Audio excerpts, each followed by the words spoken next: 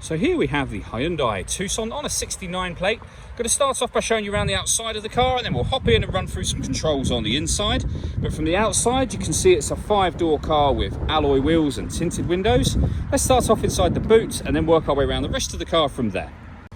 As we approach the boot, you can see we have reversing sensors, plenty of boot space as well, along with that 60/40 split folding rear seat, should you wish to increase this space even further. And then underneath this tray section, a space saver spare wheel. Okay, so we're just going to work our way back round to the front of the car, and then we'll hop in and run through some controls on the inside. But now that we've done a full circle of it, you can see it's in excellent condition the whole way round. Just briefly before we climb in, I think it's well worth seeing the interior from this exterior point of view. There's plenty to run through on the dashboard, so let's hop in and we'll do that now. Okay, now that we're inside the car, we're going to start with the dials. On the left-hand side, we have the rev counter, and on the right-hand side, the speedometer and fuel gauge. In the middle, you can see the total miles for this car, which are 14,023. Above that, we have a digital readout for the speedometer. The information displayed there can be changed using controls on the steering wheel for various different bits of trip computer information. Or you can have a sat-nav menu, your kind of car settings and user settings, and we're back round to the beginning again. And the buttons that I was using to do that are here. We've got cruise control and speed limiter over that side. On the left hand side, we have stereo and phone controls, including voice activation for the phone.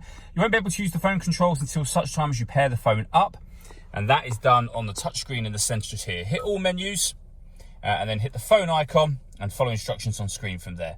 This car's got the radio, of course, and you can see we have DAB, FM and AM radio. If you want to listen to your own music, you can do.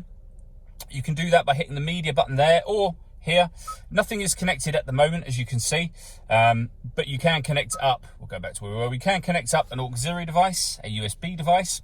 You can stream your music wirelessly via Bluetooth audio as well. And this car's got Android Auto and Apple CarPlay. It also has satellite navigation. There's a full video showing how that works on both our website and also on our YouTube channel. And if I pop the car into reverse, you'll see we also have a full color reversing camera with guidelines that show you what direction the car is headed in relation to the image that's being shown on the screen. Working our way down, we have dual zone climate control. So you can adjust the passenger and driver temperatures. You can increase and decrease the fan speed and determine what direction you'd like the air to be distributed in once it enters the vehicle. That button will allow you to turn the air conditioning on and, of course, off again. Or you can hit auto, and the car will maintain these temperatures by taking full control of the fan speed for you and the direction of the air. To override that, just readjust the fans, put it back on whatever setting you want it on here. Under that, we have two 12-volt charging sockets, as well as the auxiliary and USB inputs. We have a 6-speed manual gearbox, and then these buttons here. So this one turns the parking sensors on and off.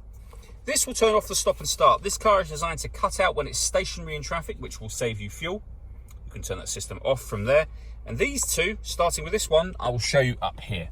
So that will turn on downhill brake control. So if you know you're going to take the car off road, it's worthwhile pressing that button first, and it turns it off again, of course.